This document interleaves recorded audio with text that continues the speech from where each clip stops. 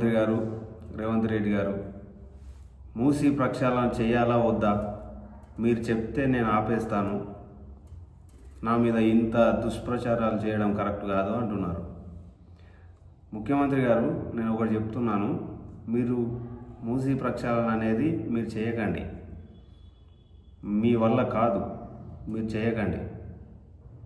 ఇంత నిస్వార్థంగా, ఇంత మీరు పేదల పక్షాన ఇంత మంచి పని అనే ఒక ధోరణితోటి మీరు రైతులను, తెలంగాణ రాష్ట్ర ప్రజలను మోసం చేయకండి.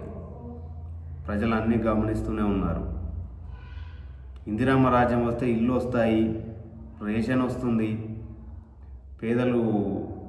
పేదలకు న్యాయం జరుగుతుందని చెప్పి మీరు అధికారంలోకి వచ్చి పేదలకు ఇల్లు ఇచ్చేది పక్కకు పెట్టి పేదల ఇళ్ళనే కూలుస్తున్నారు. మీరు తెలంగాణ రాష్ట్ర ప్రజలు గమనిస్తున్నారుగా అదంతా. ఖమ్మంలో వెలుగుమట్టలో మీరు చేసిన దారుణాలు ఎన్ని! కష్టపడి పైసా కూడా పెట్టుకున్న బీద మధ్యతరగతి రైతులు, పేదవాళ్ళు కష్టపడి కట్టుకున్న ఇంటిని నిర్దాక్షిణ్యంగా వాళ్ళని ఇంట్లో నుంచి బయటికి లాగి వాళ్ళ ఇల్లుని వాళ్ళ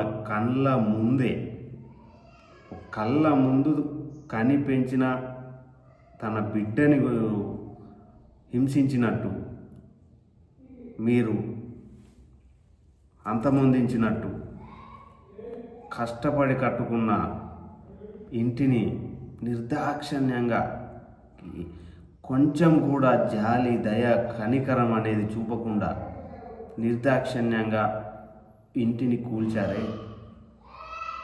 అది ఎలా మర్చిపోతారు ఈ తెలంగాణ రాష్ట్ర ప్రజలు?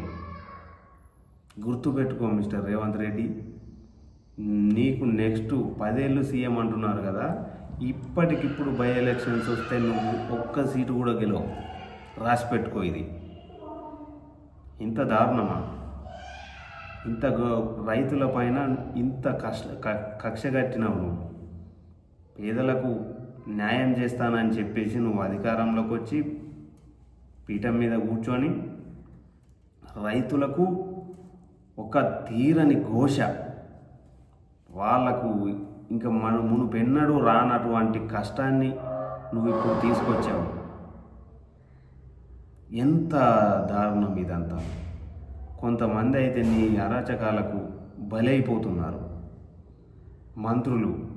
మంత్రులకు నువ్వు ఇచ్చిన స్వేచ్ఛ, అంటే నువ్వు సీఎంగా కొనసాగాలంటే మంత్రులని నువ్వు ఆనందింపజేయాలి, వాళ్ళు కోరుకున్న కోరికలని నువ్వు తీర్చాలి. ఇవన్నీ జనాలు గమనిస్తున్నారు. పాపం ఊరికనే పోదు, కర్మ అనేది ఒకటి ఉంటుంది, ఖచ్చితంగా నువ్వు అనుభవిస్తావు.